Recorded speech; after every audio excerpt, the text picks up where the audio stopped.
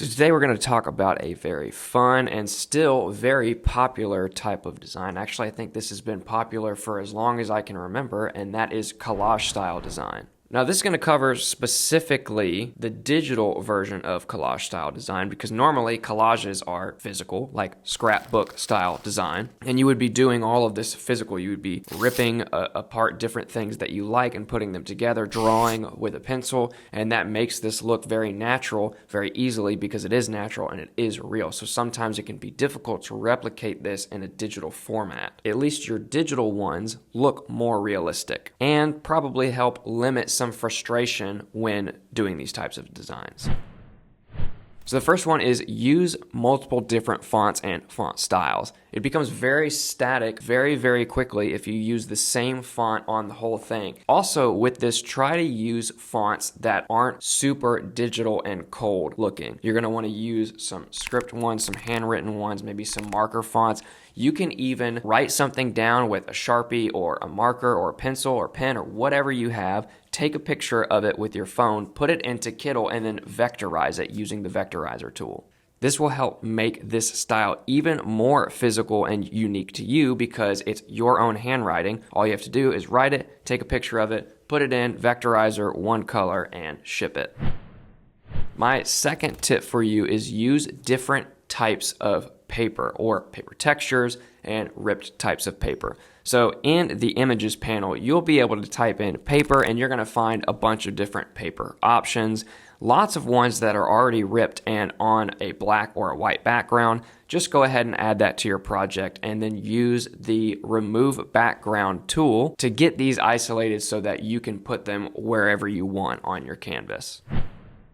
Now, the third one is super huge cutouts. And so this is also going to utilize our AI background remover. My biggest tip, and I've shared this in a bunch of other videos as well, is give the AI background remover an easier time. Don't pick pictures where the edges of what you want to cut out and remove from the background are not clearly defined.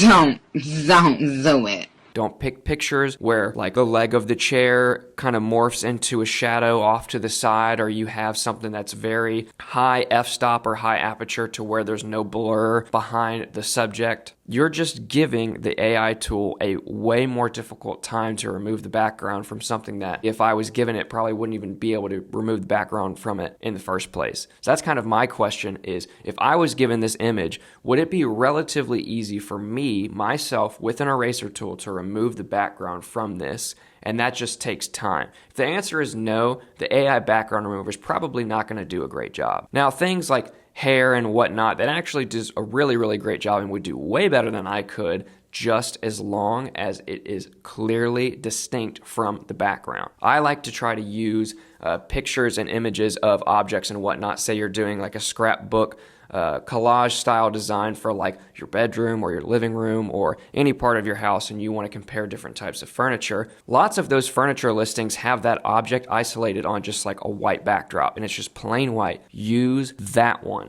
Just copy and paste that over into your project and use the background remover and you'll be good to go. It's going to cut that out, no problem. I can't remember if I said 4 or 5 different tips in the beginning of this video, but I'm going to give you 4 tips, but I have 2 more, and so that I think that's 5 total. So if I said 4, I'm going to amend it to 5. You're probably going to want to utilize either 1 or 2 vibrant colors. Now, this is probably just dependent upon what style of collage you're doing. If you're doing like something that's kind of more punk and rock kind of stuff, you're going to probably have a lot more vibrant colors rather than if you're mood boarding for a very pretty neutral living room. So this is really up to you. Just use whatever colors contribute to what you're trying to achieve. I'm not going to try to make like a really edgy punk rock collage design and then use just a soft eggshell white background that looks like a paint that I would use in my living room or a bathroom. And the last one, use scribbles and arrows. There are a ton of scribble elements in the elements panel in Kittl. Just type in scribble and it's going to load for days. You can just click those and then utilize those into your designs. to, take your little text that you handwritten and then point to something with a little arrow, scribble. Just like I was saying before with vectorizing your handwriting, you can do the same with scribbles and arrows. Just draw a bunch of different scribbles, a bunch of different arrows, a bunch of underlines, and then just vectorize the whole thing and crop out the different ones that you want to use. The more human that you can make this, the better.